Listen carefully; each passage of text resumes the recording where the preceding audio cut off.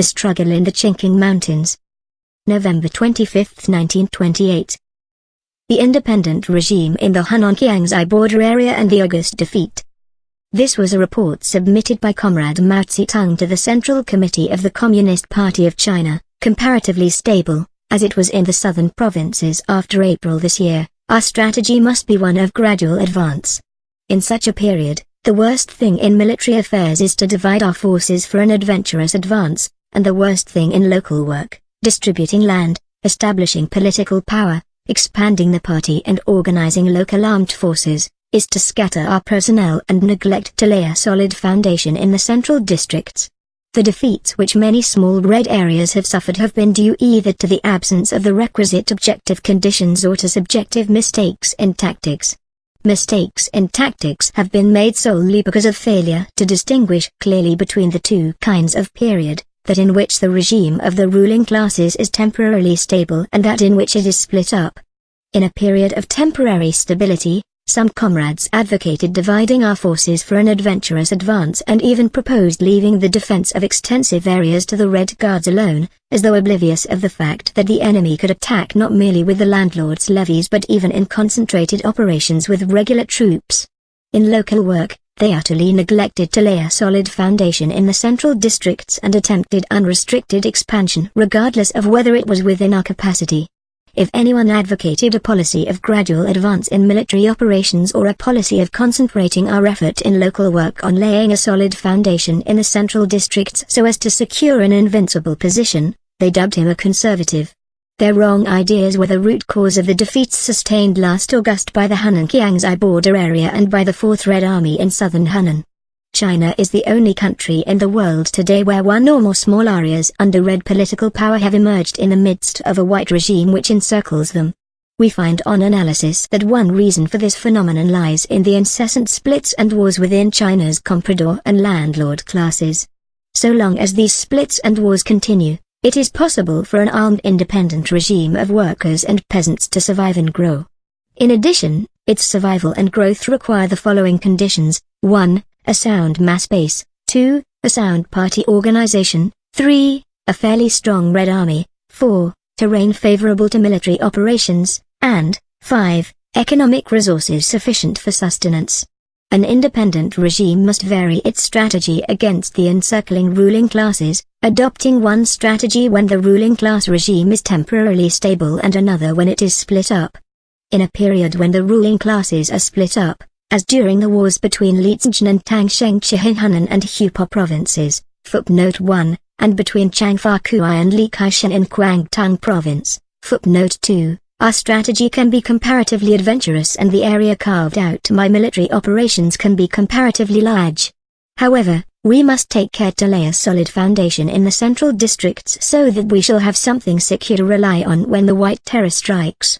In a period when the regime of the ruling classes is comparatively stable, as it was in the other provinces after April this year, our strategy must be one of gradual advance. In such a period, the worst thing in military affairs is to divide our forces for an adventurous advance, and the worst thing in local work, distributing land, establishing political power, expanding the party and organizing local armed forces, is to scatter our personnel and neglect to lay a solid foundation in the central districts. The defeats which many small red areas have suffered have been due either to the absence of the requisite objective conditions or to subjective mistakes in tactics. Mistakes in tactics have been made solely because of failure to distinguish clearly between the two kinds of period, that in which the regime of the ruling classes is temporarily stable and that in which it is split up. In a period of temporary stability, some comrades advocated dividing our forces for an adventurous advance and even proposed leaving the defense of extensive areas to the Red Guards alone, as thought oblivious of the fact that the enemy could attack not merely with the landlord's levies but even in concentrated operations with regular troops. In local work, they utterly neglected to lay a solid foundation in the central districts and attempted unrestricted expansion regardless of whether it was within our capacity. If anyone advocated a policy of gradual advance in military operations or a policy of concentrating our effort in local work on laying a solid foundation in the central districts so as to secure an invincible position, they dubbed him a conservative. Their wrong ideas were the root cause of the defeats sustained last August by the Hunan-Qiangzhai border area and by the 4th Red Army in South Hunan. Our work in the Hunan-Qiangzhai border area began in October last year. At the start, all our party organizations in the counties were defunct. The local armed forces consisted only of the 2 units under Yuan Wencai and Wang Tso in the vicinity of the Chingkang Mountains, each unit having 60 rifles in bad repair, while the peasant self-defense corps in the counties of Yangtze, Lenhui, Chailing and Lingxian had been totally disarmed by the landlord class and the revolutionary ardor of the masses had been stifled. By February this year, Ningqing, Yangtze, Chailing and Sichuan had county party committees, Lingxian had a special district party committee, and in Lenhui a party organization was beginning to function and establish connections with the Wannan County Committee. All the counties except Lingxian had a few local armed units. In Ningqing, Chailing, Sichuan and Yangtze, and especially in the 2 latter counties, there were a good many guerrilla uprisings against the landlords which aroused the masses, and all were fairly successful. In that period the agrarian revolution had not yet been carried very far. The organs of political power were called governments of the workers, peasants and soldiers. Soldiers' committees, Footnote 3, were set up in the army. When units went on separate missions, action committees were set up to direct them. The leading body of the party there was the Front Committee, with Mao Tse-Tung as secretary, which had been appointed by the Hunan Provincial Committee during the autumn harvest uprising. In early March, upon the request of the Southern Hunan Special Committee, the Front Committee was abolished and reorganized as the Divisional Party Committee, with Ho Tingying as secretary, which thus became a body in charge of party organizations in the army only and without authority over the local party organizations. Meanwhile, Mao Tse-Tung's forces were dispatched to southern Hunan upon the request of the special committee there, and consequently the Hunan-Qiangzhai border area was occupied by the enemy for more than a month. At the end of March came the defeat in southern Hunan, and in April the forces under Chute and those under Mao Tse-Tung, together with the peasant army of southern Hunan, withdrew to Ningqing and began to re-establish the independent regime in the border area. From April onward the independent regime in the Hunan-Qiangzhai border area was confronted with a temporarily stable ruling power in the south, and Hunan and Qiangzhai would dispatch at least 8 or 9 regiments of reactionary forces to suppress us and sometimes as many as 18. Yet with a force of less than 4 regiments we fought the enemy for 4 long months, daily enlarging the territory under our independent regime, deepening the agrarian revolution, extending the people's political power and expanding the Red Army and the Red Guards. This was possible because the policies of the party organizations, local and army, in the border area were correct. The policies of the border area special committee, with Mao Tse-Tung as secretary, and the army committee, with Chen Yi as secretary, of the party were then as follows: struggle resolutely against the enemy, set up political power in the middle section of the Loxiao mountain range, and oppose flightism. Deepen the agrarian revolution in areas under the independent regime. Promote the development of the local party organization with the help of the army party organization and promote the development of the local armed forces with the help of the regular army. Be on the defensive against Hunan with its comparatively strong ruling power, and take the offensive against Qiangzhai with its comparatively weak ruling power. Devote great efforts to the development of Yangtze, set up an independent regime of the people there and prepare for a prolonged struggle. Concentrate the Red Army units in order to fight the enemy confronting them when the time is opportune, and oppose the division of forces so as to avoid being destroyed one by one. Adopt the policy of advancing in a series of waves to expand the area under the independent regime, and oppose the policy of expansion by adventurist advance. Thanks to these proper tactics, to the terrain of the border area which favored our struggle, and to the inadequate coordination between the troops invading from Hunan and those invading from Qiangzhai, we were able to win a number of military victories and expand the people's independent regime in the 4 months from April to July. Although several times stronger than we, the enemy was unable to prevent the expansion of our regime, let alone to destroy it. Our regime tended to exert an ever-growing influence on Hunan and Qiangzhai. The sole reason for the August defeat was that, failing to realize that the period was one of temporary stability for the ruling classes, some comrades adopted a policy suited to a period of splits within the ruling classes and divided our forces for an adventurous advance on southern Hunan, thus causing defeat both in the border area and in southern Hunan. Tezi Uching, the representative of the Hunan Provincial Committee, and Yang Kai-ming, The secretary of the Border Area Special Committee, who had been appointed by the Provincial Committee, failed to grasp the actual situation and, taking advantage of the fact that Mao Tse-Tung, Wan Cixin and other strongly dissenting comrades were far away in Yangtze, they disregarded the resolutions of the joint meeting of the Army Committee, the Special Committee and the Yangtze County Committee of the party, which disapproved of the views of the Hunan Provincial Committee. They just mechanically enforced the order of the Hunan Provincial Committee to march to southern Hunan and fell in with the desire of the Red Army's 28th Regiment, composed of peasants from Yiking, to evade struggle and return home, thus causing defeat both in the border area and in southern Hunan. Originally, in mid-July, the 8th Army from Hunan, under Wu Shang, had invaded Ningqing, penetrated to Yangtze, sought battle with us in vain. Our men tried to attack them from a side road but missed them, and then, being afraid of the masses who supported us, hurriedly retreated to Chailing via Lenhe. In the meantime, the major detachment of the Red Army, which was advancing from Ningqing to attack Lingxian and Chailing, changed its plans on reaching Lingxian and turned towards southern Hunan, while the enemy forces from Qiangzai, consisting 5 regiments of the 3rd Army under Wang Chun and Qin Hanting and 6 regiments of the 6th Army under Hu Wentu, launched a joint assault on Yangtze. At that point we had only 1 regiment in Yangtze which, under the cover provided by the broad masses of the people, pinned down these 11 regiments within a radius of 30 li of Yangtze County town for as long as 25 days by means of guerrilla attacks from every direction. In the end we lost Yangtze because of the enemy's fierce assault, and also lost Lenhe and Ningqing shortly afterwards. At that moment internal dissensions suddenly flared up among the Qiangzai enemy forces. The 6th Army under Hu Wentu withdrew in haste and presently engaged Wang Chun's 3rd Army at Changshu. The other 5 Qiangzai regiments then hastily withdrew to the county town of Yangtze.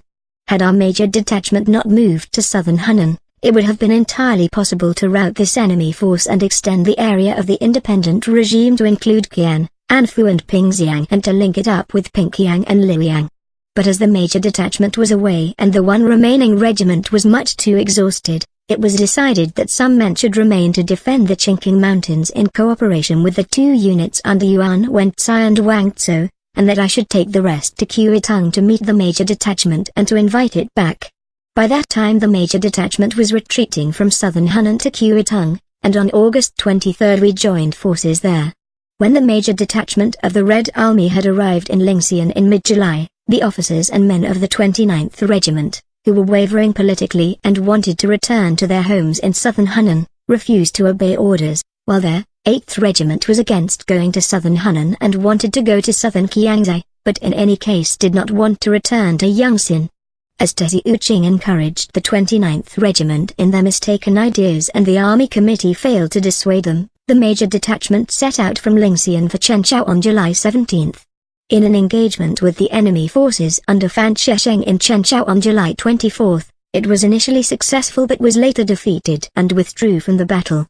Thereupon, acting on its own, the 29th Regiment hurried homeward to Yiking with the result that 1 section was annihilated at Luqing by Hu Fengchang's bandits, another scattered in the Chenchao Yiking area and has never been heard of since, and no more than 100 men were mustered again that day. Fortunately, the 28th Regiment, which was the main force, had not suffered great losses and on August 18 it occupied Careerists. On August 3 the regiment was joined by the troops from the Chingkang Mountains, to which it was decided that the combined forces should return by way of Chunjai and Shangyu. When we reached Chunjai, Battalion Commander Yuan Chunquan defected with an infantry company and an artillery company, and though the 2 companies were brought back, our regimental commander Wang Ersho lost his life in this action. When our men were returning but had not yet reached their destination, enemy units from Hunan and Qiangzai seized the opportunity to attack the Chingkang Mountains on August 30. Using their points of vantage, the defending troops, numbering less than 1 battalion, fought back, routed the enemy and saved the base. The causes of our August defeat were as follows: 1. Some officers and men, who were wavering and homesick, lost their fighting capacity, while others, who were unwilling to go to southern Hunan, were lacking in enthusiasm. 2. Our men were exhausted by long marches in the sweltering summer heat. 3. Having ventured several hundred li away from Lingxian, our men lost contact with the border area and became isolated. 4. As the masses in southern Hunan had not yet been aroused, The expedition proved to be pure military adventurism. 5. We were uninformed about the enemy situation, and 6. The preparations were inadequate, and officers and men did not understand the purpose of the operation. The current situation in the area under the independent regime. Since April this year the red areas have been gradually extended. After the Battle of Lunjianku, on the borders of Yongsan and Nanking, on June 3, in which we defeated the Qiangzhai enemy forces for the fourth time, the border area reached the peak of its development, embracing the three counties of Nanking, Yongsan and Lenhe, small sections of Qian and Anfu, the northern section of Sichuan, and the southeastern section of Lingxian. In the red areas the greater part of the land had been distributed and the remainder was being distributed. Organs of political power were set up everywhere in the districts and townships. County governments were set up in Nanking, Yongsan, Lenhe and Sichuan, and a border area government was formed. Insurrectionary detachments of workers and peasants were organized in the villages, and Red Guards were formed at the district and county levels. In July the Qiangzhai enemy forces launched attacks, and in August the Hunan and Qiangzhai enemy forces jointly attacked the Chingkang Mountains. All the county towns and the plains in the border area were occupied by the enemy. The enemy's jackals, the Peace Preservation Corps and the landlords' levies, ran amok, and white terror raged throughout the towns and countryside. Most of the party and government organizations collapsed. The rich peasants and the opportunists in the party went over to the enemy in great numbers. It was not until the Battle of the Chingkang Mountains was fought on August 30 that the Hunan enemy forces retreated to Lingxian, but the Qiangzhai forces still held all the county towns and most of the villages. However, the enemy has never been able to capture the mountain areas, which include the western and northern districts of Nanking, the Shenlang, Xiaotikiang and Wannianshan districts in the northern, western and southern sections of Yongsan respectively, the Shaanxi district of Lenhe, the Chingkangshan district of Sichuan, and the Tsingshiang and Taiyuan districts of Lingxian. In July and August, in coordination with the Red Guards of the various counties, one regiment of the Red Army fought scores of battles, big and small, losing only 30 rifles, before it finally withdrew to the mountains. As our men were marching back to the Chingkang Mountains via Chunjia and Shangyu, the enemy force from southern Qiangzhai, the independent 7th Division under Liu Shahi, pursued us as far as Sichuan. On September 13 we defeated Liu Shahi, captured several hundred rifles and took Sichuan. On September 6 we returned to the Chingkang Mountains. On October 1, at Nanking, we engaged and defeated one of Xiang Shihui's brigades commanded by Chen Yuan, recovering the entire county of Nanking. Meanwhile 126 men of the Hunan enemy forces under Yan Chang'u, which had been stationed in Qiutang, came over to us and were organized into a special task battalion with Pai Chanyan as commander. On November 9 we routed one regiment of Chu's brigade at Lunjianku and the county town of Nanking. On the next day we advanced and occupied Yongsan, but withdrew to Nanking shortly afterwards. At present our area, extending from the southern slopes of the Chingkang Mountains in Sichuan County in the south to the border of Lenhe County in the north, embraces the whole of Nanking and parts of Sichuan, Lingxian and Yongsan, forming a narrow unbroken stretch running north to south. The Shaanxi district of Lenhe and the Shenlang and Wannianshan districts of Yongsan, however, are not firmly linked with this unbroken stretch. The enemy is attempting to destroy our base area by military attacks and economic blockade, and we are now preparing to defeat his attacks. Military questions. Since the struggle in the border area is exclusively military, both the party and the masses have to be placed on a war footing.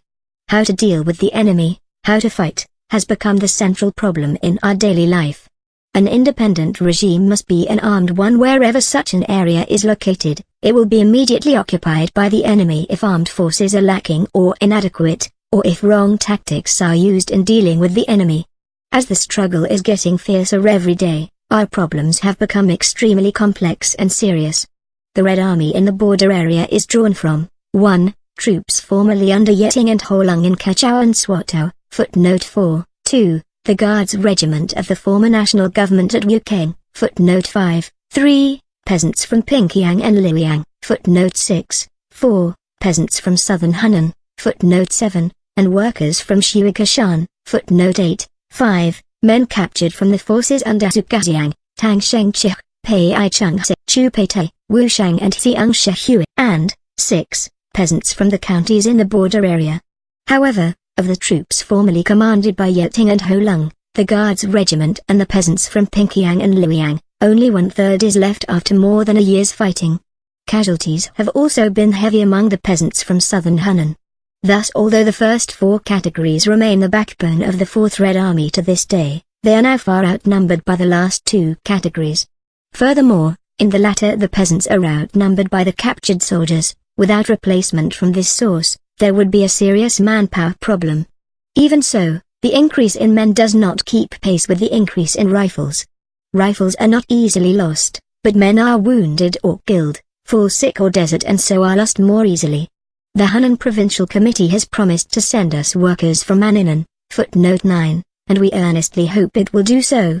As to class origin, the Red Army consists partly of workers and peasants and partly of lumpen proletarians. Of course, it is inadvisable to have too many of the latter. But they are able to fight, and as fighting is going on every day with mounting casualties, it is already no easy matter to get replacements even from among them. In these circumstances the only solution is to intensify political training. The majority of the Red Army soldiers come from the mercenary armies, but their character changes once they are in the Red Army. First of all, the Red Army has abolished the mercenary system, making the men feel they are fighting for themselves and for the people and not for somebody else. So far the Red Army has no system of regular pay, but issues grain, money for cooking oil, salt, firewood and vegetables, and a little pocket money. Land has been allotted to all Red Army officers and men who are natives of the border area, but it is rather difficult to allot land to those from other parts of the country. After receiving political education, the Red Army soldiers have become class-conscious, learned the essentials of distributing land, setting up political power, arming the workers and peasants, etc., and they know they are fighting for themselves, for the working class and the peasantry. Hence they can endure hardships of the bitter struggle without complaint. Each company, battalion or regiment has its soldiers' committee which represents the interests of the soldiers and carries on political and mass work. Experience has proved that the system of party representatives, footnote 10, must not be abolished. The party representative is particularly important at company level, since party branches are organized on a company basis. He has to see that the soldiers' committee carries out political training, to guide the work of the mass movements, and to serve concurrently as the secretary of the party branch. Facts have shown that the better the company party representative, the sounder the company, and that the company commander can hardly play this important political role. As the casualties among the lower cadres are heavy, captured enemy soldiers often become platoon leaders or company commanders in a very short time. Some of those captured in February or March are already battalion commanders. It might seem that since our army is called the Red Army it could do without party representatives, but this is a gross error. At one time the 28th Regiment in southern Hunan abolished the system, only to restore it later. To rename the party representatives directors would be to confuse them with the directors in the Kuomintang army who are detested by the captured soldiers. A change of name does not affect the nature of the system. Hence we have decided to make no change. Casualties among party representatives are very heavy, and while we have started classes for training and replenishment, we hope that the Central Committee and the Hunan and Kiangsi provincial committees will send us at least 30 comrades who are able to serve as party representatives.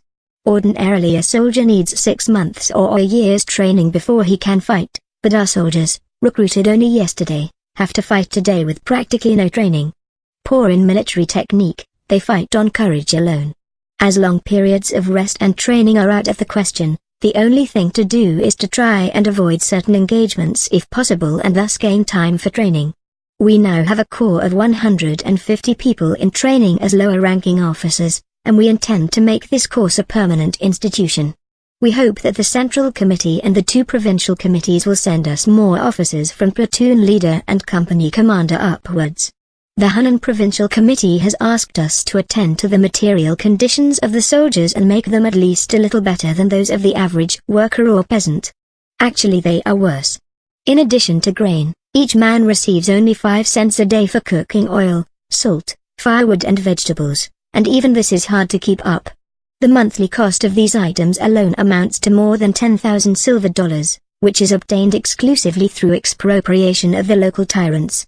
Footnote 11. We now have cotton padding for winter clothing for the whole army of 5,000 men, but are still short of cloth. Cold as the weather is, many of our men are still wearing only 2 layers of thin clothing. Fortunately, we are inured to hardships. What is more, all of us share the same hardships. From the commander of the army to the cook, everyone lives on the daily food allowance of 5 cents, apart from grain. As for pocket money, everybody gets the same amount, whether it is 20 cents or 40 cents. Footnote 12. Consequently, the soldiers have no complaints against anyone. After each engagement there are some wounded. Also many officers and men have fallen ill from malnutrition, exposure to cold or other causes. Our hospitals up in the mountains give both Chinese and Western treatment, but are short of doctors and medicines. At present they have over 800 patients. The Hunan Provincial Committee promised to obtain drugs for us, but so far we have received none. We still hope the Central Committee and the 2 provincial committees will send us a few doctors with Western training, and some iodine. Apart from the role played by the party, the reason why the Red Army has been able to carry on in spite of such poor material conditions and such frequent engagements is its practice of democracy. The officers do not beat the men, officers and men receive equal treatment, soldiers are free to hold meetings and to speak out, trivial formalities have been done away with, and the accounts are open for all to inspect. The soldiers handle the mess arrangements and, out of the daily 5 cents for cooking oil, salt, firewood and vegetables, they can even save a little for pocket money, amounting to roughly 6 or 7 coppers per person per day, which is called mess savings. All this gives great satisfaction to the soldiers. The newly captured soldiers in particular feel that our army and the Kuomintang army are worlds apart. They feel spiritually liberated, even though material conditions in the Red Army are not equal to those in the White Army. The very soldiers who had no courage in the White Army yesterday are very brave in the Red Army today. Such is the effect of democracy. The Red Army is like a furnace in which all captured soldiers are transmuted the moment they come over. In China the army needs democracy as much as the people do. Democracy in our army is an important weapon for undermining the feudal mercenary army. Footnote 13. The party organization now has 4 levels, the company branch, the battalion committee, the regimental committee and the army committee. In a company there is the branch, with a group in each squad. The party branch is organized on a company basis. This is an important reason why the Red Army has been able to carry on such arduous fighting without falling apart. 2 years ago, when we were in the Kuomintang army, our party had no organizational roots among the soldiers, and even among Yeting's troops. Footnote 14, there was only 1 party branch to each regiment, that is why we could not stand up to any serious test. In the Red Army today the ratio of party to non-party people is approximately 1 to 3. Or an average of 1 party member in every 4 men. Recently we decided to recruit more party members among the combat soldiers, so as to attain a 50-50 ratio. Footnote 15.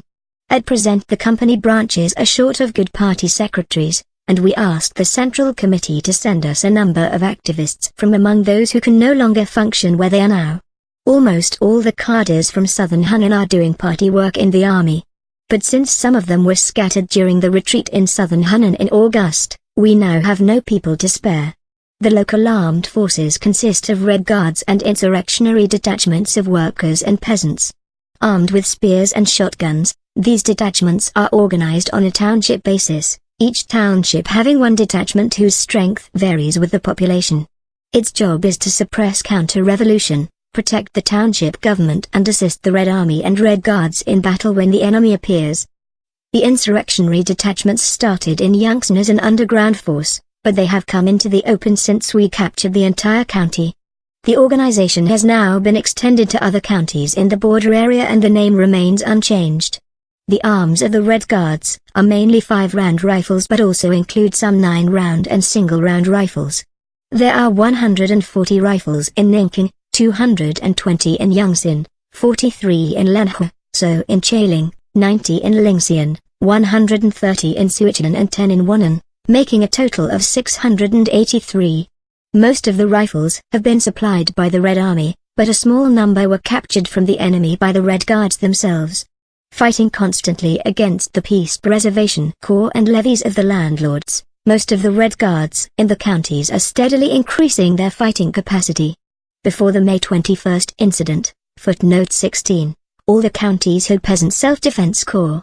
There were 300 rifles in Yaxian, 300 in Chaling, 60 in Lingxian, 50 in Sichuan, 80 in Yangtze, 60 in Lanhe, 60 in Nanking, Yuan Wentzai's men, and 60 in the Chingkang Mountains, Wang Tso's men, totaling 970. After the incident, apart from the rifles in the hands of Yuan's and Wang's men, which remained intact, only 6 rifles were left in Sichuan and 1 in Lanhe, all the rest having been seized by the landlords. The peasant self-defense corps were not able to hold on to their rifles as a result of the opportunist line. At present the Red Guards in the counties still have far too few rifles, fewer than those of the landlords. The Red Army should continue to help them with arms. The Red Army should do everything, short of reducing its own fighting capacity, to help arm the people. We have laid it down that each battalion of the Red Army should consist of 4 companies, each with 75 rifles, and, counting the rifles of the Special Task Company, Machine Gun Company, Trench Mortar Company, Regimental Headquarters and the 3 Battalion Headquarters, each regiment will have 1,075 rifles. Those captured in action should be used as far as possible for arming the local forces.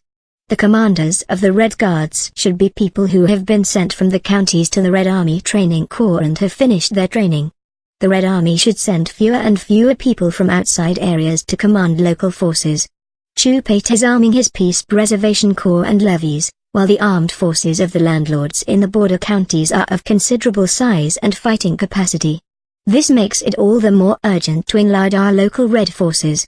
The principle for the Red Army is concentration, and that for the Red Guards dispersion. At the present time when the reactionary regime is temporarily stable, the enemy can mass huge forces to attack the Red Army, and dispersion would not be to the Red Army's advantage. In our experience, the dispersion of forces has almost always led to defeat, while the concentration of forces to fight a numerically inferior, equal or slightly superior enemy force has often led to victory.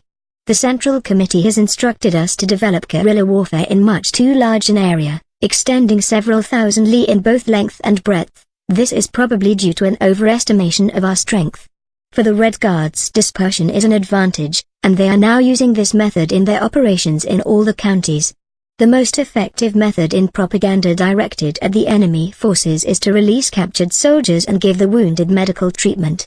Whenever soldiers, platoon leaders, or company or battalion commanders of the enemy forces are captured, we immediately conduct propaganda among them. They are divided into those wishing to stay and those wishing to leave, and the latter are given traveling expenses and set free.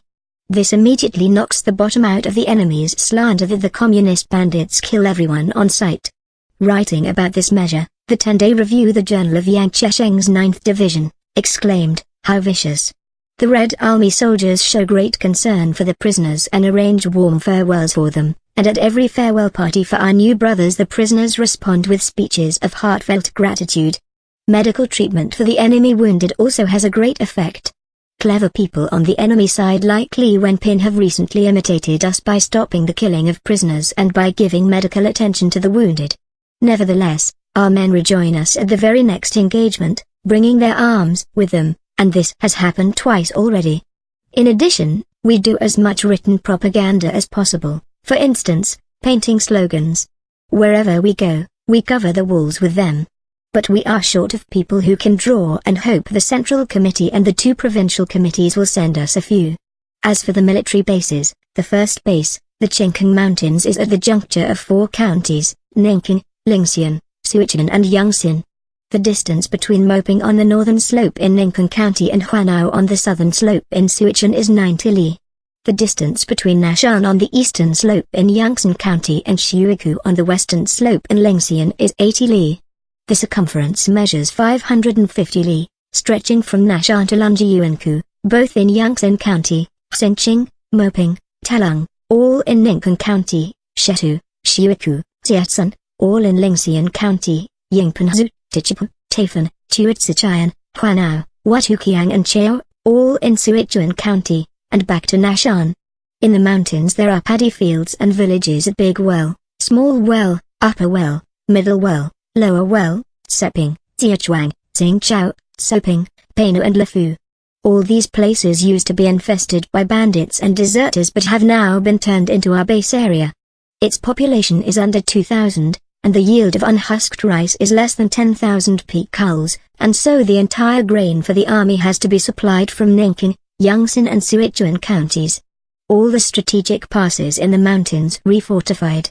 Our hospitals, bedding and clothing workshops, ordnance department and regimental rear offices are all here.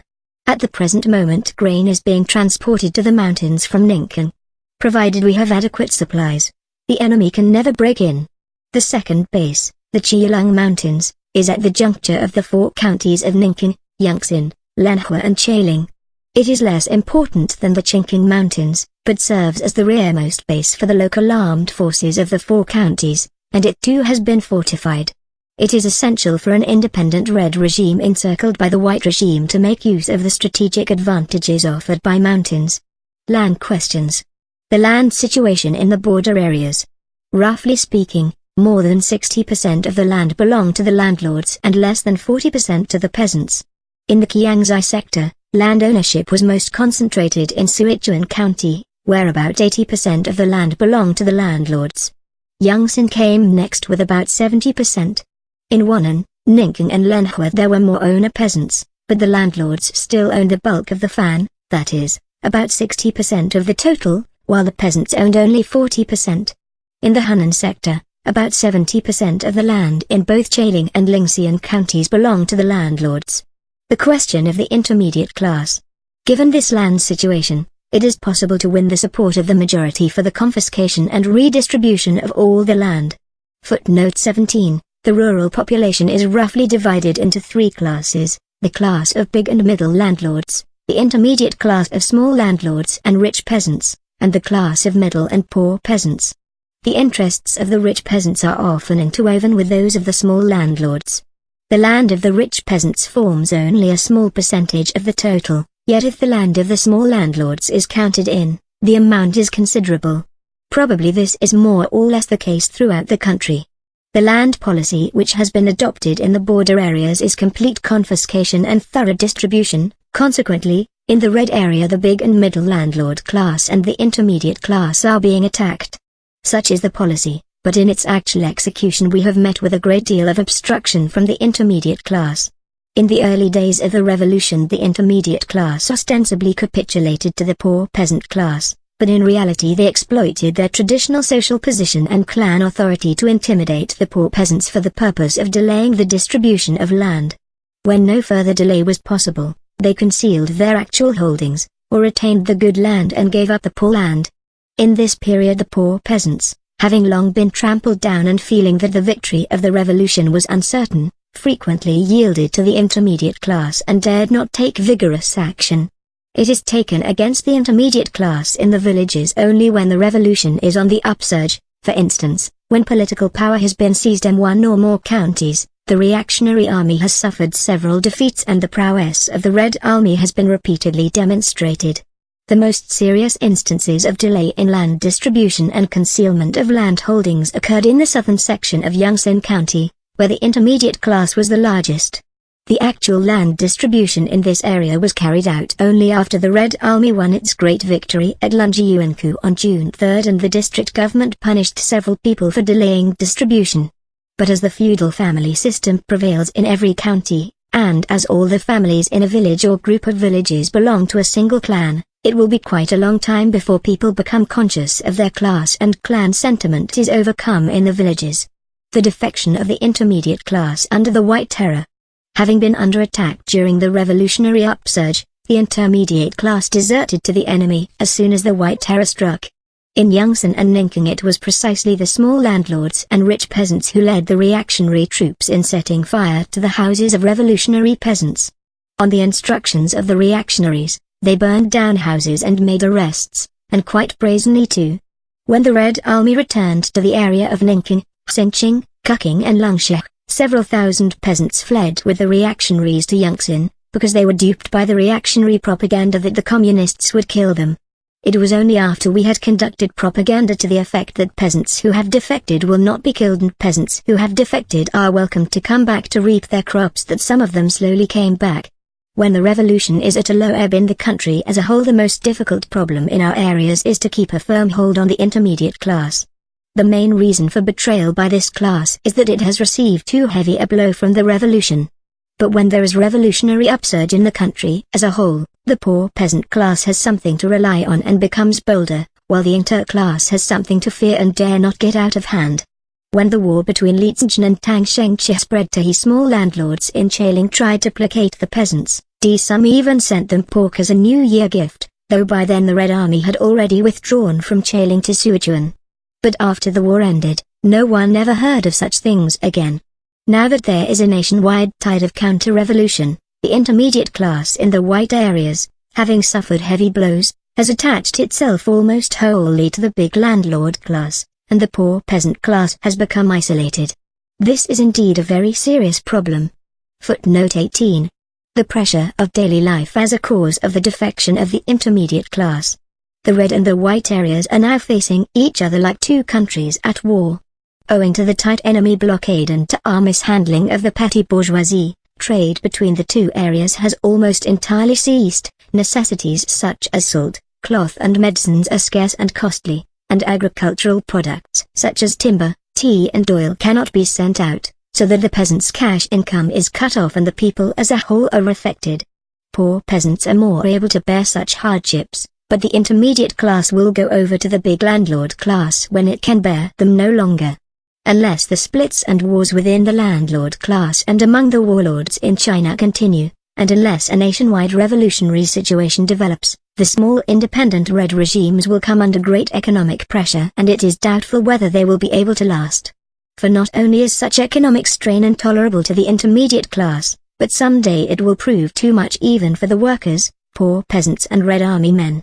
In the counties of Yangtze and Ningqing there was at one time no salt for cooking, and supplies of cloth and medicines, not to mention other things, were entirely cut off.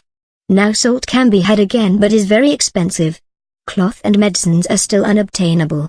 Timber, tea and oil, which are all produced abundantly in Ningqing, western Yangtze and northern Sichuan, all within our areas at present, cannot be sent out.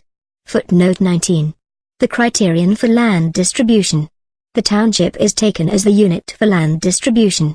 In hillier regions with less farmland, for instance, in the Zhejiang district of Yangtze, 3 or 4 townships were sometimes taken as the unit, but such cases were extremely rare. All the inhabitants, men and women, old and young, received equal shares.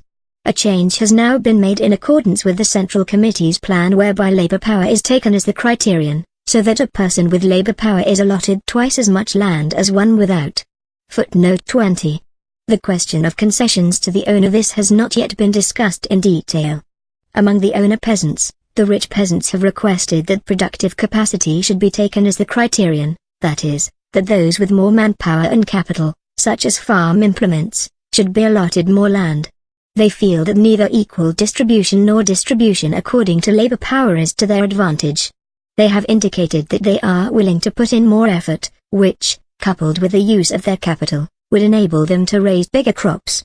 They will not like it if they are allotted the same amount of land as everybody else and their special efforts and extra capital are ignored, left unused. Land distribution here is still being carried out in the way laid down by the Central Committee. But this question deserves further discussion and a report will be submitted when conclusions are reached. The land tax. In Ningqing the tax rate is 20% of the crop or 5% more than the rate fixed by the Central Committee. It is inadvisable to make any change now as collection is already underway, but the rate will be reduced next year. Then there are the sections of Sichuan, Ningxian and Yangtze under our regime which are all hilly areas, and where the peasants are so poverty-stricken that any taxation is inadvisable. We have to rely on expropriating the local tyrants in the white areas to cover the expenses of the government and the Red Guards. As for the provisioning of the Red Army, rice is obtained for the time being from the land tax in Ningqing, while cash is obtained solely from expropriation of the local tyrants. During our guerrilla operations in Sichuan in October, we collected more than 10,000 yuan, which will last us some time, and we shall see what can be done when it is spent. Questions of political power.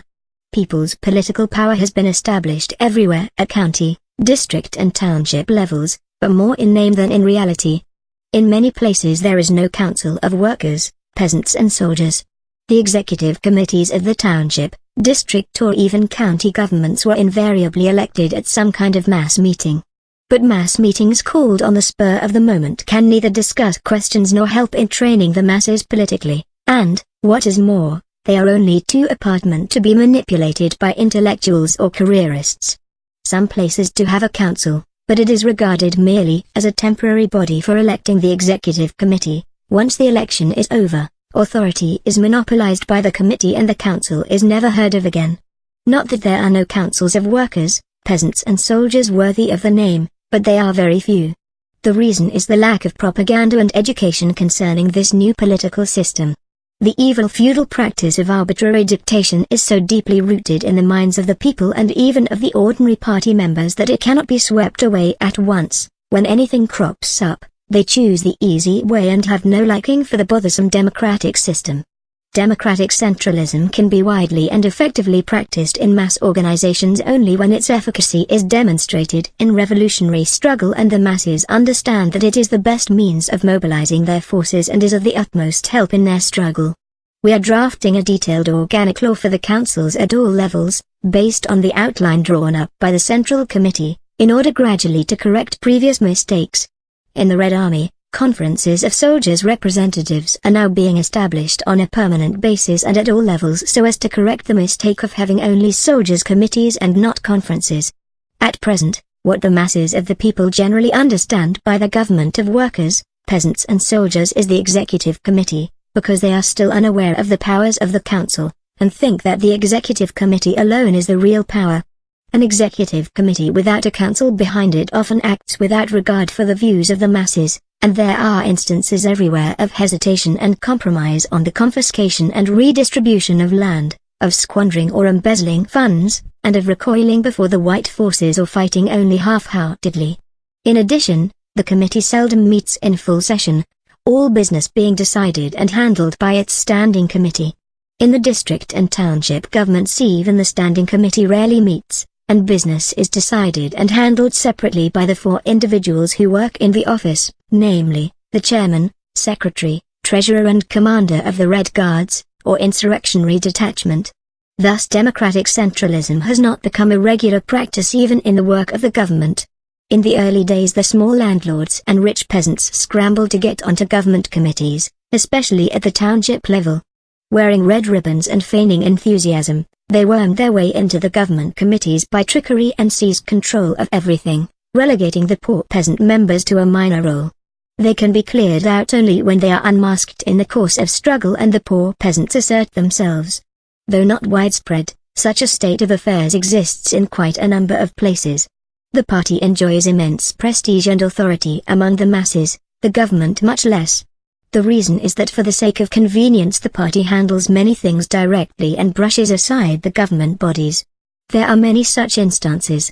In some places there are no leading party members groups in the government organizations, while in others they exist but are not functioning properly.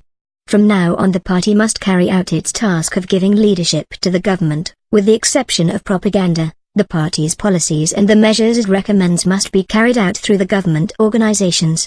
The Kuomintang's wrong practice of directly imposing orders on the government must be avoided. Questions of party organization. The struggle against opportunism. It may be said that around the time of the May 21st incident the party organizations in the border area counties were controlled by opportunists. When the counter-revolution set in, there was very little resolute struggle. In October last year, when the Red Army, the 1st Regiment of the 1st Division of the 1st Army of the Workers' and Peasants' Revolutionary Army, arrived in the border area counties, only a few party members who had gone into hiding were left and the party organizations had been entirely destroyed by the enemy. The period from last November to April was one of rebuilding the party, and the period since May has been one of great expansion. But in the last 12 months manifestations of opportunism continued to be widespread. On the approach of the enemy, some members, lacking the will to fight, hid in remote hills, which they called lying in ambush. Other members, though very active, resorted to blind insurrection. These were both expressions of petty bourgeois ideology. After a long period of tempering through struggle and of inner-party education, such things have become less frequent. In the past year, the same petty bourgeois ideology also existed in the Red Army. On the approach of the enemy, Either reckless battle or precipitate flight would be proposed. Often both ideas emanated from the same individual in the course of the discussions on what military action to take. This opportunist ideology has been gradually corrected through prolonged inter-party struggle and through lessons learned from actual events, for instance, from the losses incurred in reckless battle and the reverses suffered during precipitate flight. Localism. The economy in the border area is agricultural, with some places still in the age of the hand pestle. In the hilly regions the wooden pestle is still in general use for husking rice, while in the plains there are many stone pestles. The unit of social organization everywhere is the clan, consisting of people having the same family name. In the party organizations in the villages, it often happens that a branch meeting virtually becomes a clan meeting, since branches consist of members bearing the same family name and living close together. In these circumstances it is very hard indeed to build a militant Bolshevik party. Such members do not quite understand when they are told that the communists draw no sharp line of demarcation between one nation and another or between one province and another, or that a sharp line should not be drawn between different counties, districts and townships. Localism exists to a serious extent in the relations between counties and even between districts and townships within the same county. In eliminating localism, reasoning can at best produce only limited results, and it takes white oppression, which is by no means localized, to do much more. For instance, it is only when counter-revolutionary joint suppression campaigns by the two provinces make the people share a common lot in struggle that their localism is gradually broken down. Localism is declining as a result of many such lessons. The question of the native inhabitants and the settlers. There is another peculiar feature in the border counties, namely, the rift between the native inhabitants and the settlers. A very wide rift has long existed between the native inhabitants and the settlers whose forefathers came from the north several hundred years ago. Their traditional feuds are deep-seated and they sometimes erupt in violent clashes. The settlers, numbering several millions, live in a zone extending from the Fujian-Kwangtung border all the way along the Hunan-Kiangsi border to southern Hubei. These settlers, who live in the hilly regions, have been oppressed by the native inhabitants in the plains and have never had any political rights. They welcomed the national revolution of the past 2 years, thinking that the day had come for them to raise their heads. But unfortunately the revolution failed and they continue to be oppressed by the native inhabitants. Within our own area the problem of the native inhabitants and the settlers exists in Ningqing, Sichuan, Lingxian and Chailing, and is most serious in Ningqing. Under the leadership of the Communist Party, the revolutionaries among the native inhabitants of Ningqing, together with the settlers, overthrew the political power of the native landlords and gained control of the whole county in 1926-27. In June last year the Kiangsi government under Chu Pei-te turned against the revolution. In September the landlords acted as guides for Chu's troops in the suppression campaign against Ningqing and once again stirred up the conflict between the native inhabitants and the settlers. In theory, this rift between the native inhabitants and the settlers ought not to extend into the exploited classes of workers and peasants, much less into the Communist Party. But it does, and it persists by force of long tradition. Here is an example. After the August defeat in the border area, when the native landlords returned to Ningqing, bringing with them the reactionary troops and spreading the rumor that the settlers were going to massacre the native inhabitants, most of the native peasants defected, put on white ribbons and guided the white troops in burning down houses and searching the hills. And when the Red Army routed the white troops in October and November, the native peasants fled with the reactionaries, and their property in turn was seized by the settler peasants. This situation, reflected in the party, often leads to senseless conflicts. Our solution is, on the one hand, to announce that peasants who have defected will not be killed and peasants who have defected will also be given land when they return, in order to help them shake off the influence of the landlords and return home without misgivings. On the other hand, it is to get our county governments to order the restoration by settler peasants of any property they have seized, and to post notices that the native peasants will be protected. Inside the party, education must be intensified to ensure unity between these two sections of the membership. The defection of the Careerists. During the revolutionary upsurge, in June, many Careerists took advantage of the party's open recruitment of members and sneaked into the party, with the result that the membership in the border area rapidly rose to more than 10,000. Since the leaders of the branches and district committees were mostly new members, good inner-party education was out of the question. As soon as the White Terror struck, the Careerists defected and acted as guides for the counter-revolutionaries in rounding up our comrades, and the party organizations in the white areas mostly collapsed. After September, the party carried out a drastic house cleaning and set strict class qualifications for membership. All the party organizations in Yangtze and Ningping counties were dissolved and a re-registration was undertaken. Though greatly reduced in numbers, the membership has gained in fighting capacity. All party organizations used to be in the open, but since September underground organizations have been built up to prepare the party for carrying on its activities when the reactionaries come. At the same time, we have been making every effort to penetrate into the white areas and operate inside the enemy camp. But in the nearby towns the foundations have not yet been laid for party organization. The reasons are that, first, the enemy is stronger in the towns and, second, our army hurt the interests of the bourgeoisie too much during its occupation of the towns, so that it is difficult for party members to keep a foothold there. We are now correcting these mistakes and doing our best to build party organizations in the towns, but so far without much success. The leading bodies of the party. The branch executive has been renamed the branch committee. Above the branch there is the district committee, and above that the county committee. Where there are special circumstances, a special district committee is formed between the district and the county levels, as for instance the Peixiang Special District Committee and the Southeastern Special District Committee in Yangtze County. In the border area there are altogether 5 county committees, in Ningping, Yangtze, Lenhe, Sichuan and Lingxian. There used to be a county committee in Chailing, but as the work there did not take root, most of the organizations formed last winter and this spring have been crushed by the whites. Consequently, for the last 6 months we have been able to work only in the hilly regions near Ningping and Yangtze, and so the Chailing County Committee has been changed into a special district committee. Comrades were sent to Yusian and Anjin counties, which can be reached only via Chailing, but they have returned without accomplishing anything. The Wannan County Committee was cut off from us by the whites for more than 6 months after its joint meeting with us in Sichuan in January, and it was not until September, when the Red Army reached Wannan in a guerrilla operation, that we resumed contact. From Wannan 80 revolutionary peasants returned with our men to the Chingkang Mountains and were organized as the Wannan Red Guards. There is no party organization in Anfu. The County Committee of Qian, which borders on Yangtze, has got in touch with us only twice and has given us no help, which is very strange. In the Shaishan area of Kuitang County land distribution was carried out on 2 occasions, in March and in August, and party organizations have been built up and placed under the Southern Hunan Special Committee with its center at Shihatung in Lungsi. Above the county committees there is the Special Committee of the Hunan-Kiangsi border area.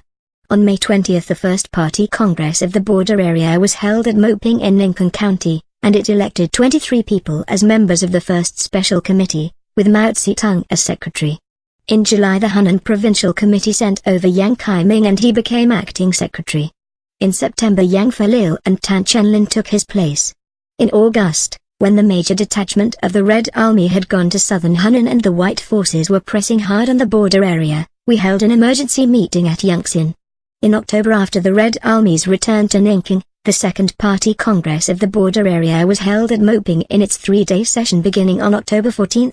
It adopted a number of resolutions, including the political problems and the tasks of the border area party organization, and elected the following 19 people as members of the second special committee: Tan Chenlin, Chu There, Chen Yi, Lung Jiaoqing, Chu Changzhe, Liu Shenqian, Yuan Panchu, Dan Zutz, Tan Ping, Li Chuef, Sung Yi Yue, Yuan Wensai, Wang Zhou Chen Chengzhen, Mao Tse-Tung, Wan Xixian, Wang Zhou, Yang Kaiming and Ho Tingying. A standing committee of 5 was formed, with Tan Chenlin, a worker, as secretary and Chen Chengzhen, an intellectual, as deputy secretary. The 6th Party Congress of the Red Army was held on November 14 and it elected an army committee of 23 members, 5 of them forming a standing committee with Chu Thi as secretary. Both the Border Area Special Committee and the Army Committee are subordinate to the Front Committee. The Front Committee was reorganized on November 6, with the following 5 members designated by the Central Committee: Mao Tse-Tung, Chu There, the secretary of the local party headquarters, Tan Chenlin, a worker comrade, Sun Qiaosheng, and a peasant comrade, Mao Guowen, with Mao Tse-Tung as secretary. For the time being, this committee has set up a secretariat, a propaganda section, an organization section, a labor movement commission and a military affairs commission. The Front Committee is in charge of the local party organizations. It is necessary to retain the Special Committee because sometimes the Front Committee has to move about with the troops. In our opinion, the question of proletarian ideological leadership is very important. The party organizations in the border area counties, which are composed almost exclusively of peasants, will go astray without the ideological leadership of the proletariat. Besides paying close attention to the labor movement in the county towns and other big towns, we should increase the workers' representation in the government bodies. The proportion of workers and poor peasants should also be increased in the leading organs of the party at all levels. The question of the character of the revolution. We fully agree with the Communist International's resolution on China. There is no doubt that China is still at the stage of the bourgeois democratic revolution. The program for a thorough democratic revolution in China comprises, externally, the overthrow of imperialism so as to achieve complete national liberation, and, internally, the elimination of the power and influence of the comprador class in the cities, the completion of the Agrarian Revolution in order to abolish feudal relations in the villages, and the overthrow of the government of the warlords. We must go through such a democratic revolution before we can lay a real foundation for the transition to socialism. In the past year we have fought in many places and are keenly aware that the revolutionary tide is on the ebb in the country as a whole. While red political power has been established in a few small areas, in the country as a whole the people lack the ordinary democratic rights. The workers, the peasants and even the bourgeois Democrats do not have freedom of speech or assembly, and the worst crime is to join the Communist Party. Wherever the Red Army goes, the masses are cold and aloof, and only after our propaganda do they slowly move into action. Whatever enemy units we face, there are hardly any cases of mutiny or desertion to our side and we have to fight it out. This holds even for the enemy's 6th Army which recruited the greatest number of rebels after the May 21st incident. We have an acute sense of our isolation which we keep hoping will end. Only by launching a political and economic struggle for democracy, which will also involve the urban petty bourgeoisie, can we turn the revolution into a seething tide that will surge through the country. Up to February this year we applied our policy towards the petty bourgeoisie fairly well. In March the representative of the Southern Hunan Special Committee arrived in Chingkang and criticized us for having leaned to the right, for having done too little burning and killing, and for having failed to carry out the so-called policy of turning the petty bourgeois into proletarians and then forcing them into the revolution, whereupon the leadership of the Front Committee was reorganized and the policy was changed. In April, after the whole of our army arrived in the border area, there was still not much burning and killing, but the expropriation of the middle merchants in the towns and the collection of compulsory contributions from the small landlords and rich peasants in the countryside were rigorously enforced. The slogan of all factories to the workers, put forward by the Southern Hunan Special Committee, was also given wide publicity. This ultra-left policy of attacking the petty bourgeoisie drove most of them to the side of the landlords, with the result that they put on white ribbons and opposed us. With the gradual change of this policy, the situation has been steadily improving. Good results have been achieved in Sichuan in particular, for the merchants in the county town and other market towns no longer fight shy of us, and quite a few speak well of the Red Army. The fair in Tselin, held every 3 days at noon, attracts some 20,000 people, an attendance which breaks all previous records. This is proof that our policy is now correct. The landlords imposed very heavy taxes and levies on the people. The pacification guards, Footnote 21, of Sichuan levied 5 toll charges along the 70 li road from Huanao to Tselin, no farm produce being exempt. We crushed the pacification guards and abolished these tolls, thus winning the support of all the peasants as well as of the small and middle merchants. The Central Committee wants us to issue a political program which takes into account the interests of the petty bourgeoisie, and we for our part propose that the Central Committee work out, for general guidance, a program for the whole democratic revolution which takes into account the workers' interests, the Agrarian Revolution and national liberation. A special characteristic of the revolution in China, a country with a predominantly agricultural economy, is the use of military action to develop insurrection. We recommend that the Central Committee should devote great effort to military work. The question of the location of our independent regime. The area stretching from northern Kwangtung along the Hunan-Kiangsi border into southern Hubei lies entirely within the Loxiao mountain range. We have traversed the whole range, and a comparison of its different sections shows that the middle section, with Chingkang as its center, is the most suitable for our armed independent regime. The northern section has terrain which is less suitable for our taking either the offensive or the defensive, and it is too close to the enemy's big political centers. Besides, stationing large forces in the area of Luoyang, Liling, Pingxiang and Tungku would involve a considerable risk, unless we plan a quick seizure of Changsha or Wuhan. The southern section has better terrain than the northern, but our mass base there is not as good as in the middle section, nor can we exert as great a political influence on Hunan and Qiangzhai from it as we can from the middle section, from which any move can affect the lower river valleys of the two provinces. The middle section has the following advantages: 1. A mass base, which we have been cultivating for more than a year. 2. A fairly good basis for the party organizations. 3. Local armed forces which have been built up for more than a year and are well experienced in struggle, a rare achievement, and which, coupled with the Fourth Red Army, will prove indestructible in the face of any enemy force. 4. An excellent military base, the Chingkang Mountains, and bases for our local armed forces in all the counties. And 5. The influence it can exert on the two provinces and on the lower valleys of their rivers, an influence endowing it with much more political importance than that possessed by southern Hunan or southern Qiangzhai, the influence of either of which can reach out only to its own province, or only to the upper river valley and the hinterland of its own province. The disadvantage of the middle section is that, since it has long been under the independent regime and is confronted by the enemy's large encirclement and suppression forces, its economic problems, especially the shortage of cash, are extremely difficult. As for a plan of action here, the Hunan Provincial Committee advocated 3 different plans within a few weeks in June and July. First, Yuan the Sheng came and approved our plan to establish political power in the middle section of the Luoxiao mountain range.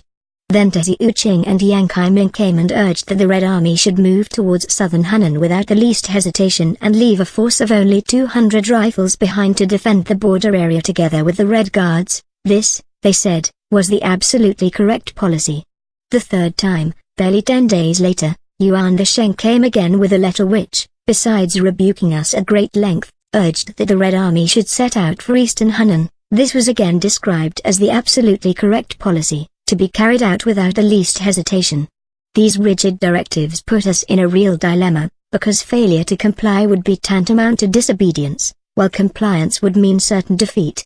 When the second message came, the Army Committee, the Border Area Special Committee and the Yongsan County Committee of the party met in a joint session and decided against carrying out the Provincial Committee's instructions, as it was considered dangerous to move towards southern Hunan. But a few days later, Desi Uching and Yang Kaiming, persisting in the Provincial Party Committee's plan and taking advantage of the 29th Regiment's homesickness, dragged the Red Army off to attack the county town of Chenshu, thus bringing defeat both to the border area and to the Red Army. The Red Army lost about half its men, and countless houses were burned down and innumerable people massacred in the border area. County after county fell to the enemy and some of them have not been recovered to this day. As for moving to eastern Hunan, it was certainly inadvisable for the main forces of the Red Army to do so unless there was a split among the ruling landlords of Hunan, Hupe and Qiangzhai provinces. If we had not advanced on southern Hunan in July, we would not only have averted the august defeat in the border area, but we could also have exploited the fighting between the Kuomintang's 6th Army and Wang Chun's Kuomintang forces in Changshu, Qiangzhai province, to crush the enemy forces in Yongsan, overrun Qian and Anfu, and make it possible for our advanced guard to reach Pingxiang and establish contact with the 5th Red Army in the northern section of the Luoxiao mountain range. Even if all that had happened, the proper place for our general headquarters should have still been Chingkang, and only guerrilla forces should have been dispatched to eastern Hunan. Since fighting had not broken out among the landlords and since formidable enemy forces were still in Pingxiang, Chailing and Yuxian on the Hunan border, we would have been giving the enemy his chance if we had moved our main forces northward. The Central Committee asked us to consider an advance on eastern or on southern Hunan, but either course was very dangerous. Although the proposed expedition to eastern Hunan has not been carried out, the expedition to southern Hunan has proved a failure. This painful experience is always worth remembering. We are not yet in a period when the regime of the landlord class has split up, and the suppression forces of the enemy deployed round the border area still number more than 10 regiments. But if we can continue to find ways of getting cash, food and clothing no longer being a big problem, then, with the foundation for our work established in the border area, we shall be able to cope with these enemy forces, and even with larger ones. As far as the border area is concerned, it would at once suffer devastation, just as it did in August, if the Red Army moved away. Although not all our Red Guards would be wiped out, the party and our mass base would receive a crippling blow, and while there are places in the mountains where we might retain a foothold, in the plains we would all have to go underground as in August and September. If the Red Army does not move away, then, building on the foundations we already have, we shall be able gradually to expand to surrounding areas and our prospects will be very bright. If we want to enlarge the Red Army, the only way is to engage the enemy in a prolonged struggle in the vicinity of the Chingkang Mountains where we have a good mass base, namely, in the counties of Ningqing, Yongxin, Lingxian and Sichuan, utilizing in this struggle the divergence of interests between the enemy forces of Hunan and Kiangsi provinces, their need to defend themselves on all sides and their consequent inability to concentrate their forces. We can gradually enlarge the Red Army by the use of correct tactics, fighting no battle unless we can win it and capture arms and men. With the preparatory work that had already been done among the masses in the border area between April and July, the Red Army could undoubtedly have been enlarged in August had its major detachment not made its expedition to southern Hunan. Despite that mistake, the Red Army has returned to the border area where the terrain is favorable and the people are friendly, and the prospects are not bad even now. Only through the determination to fight and stamina in fighting in places such as the border area can the Red Army add to its arms and train up good men. The red flag has been kept flying in the border area for a whole year.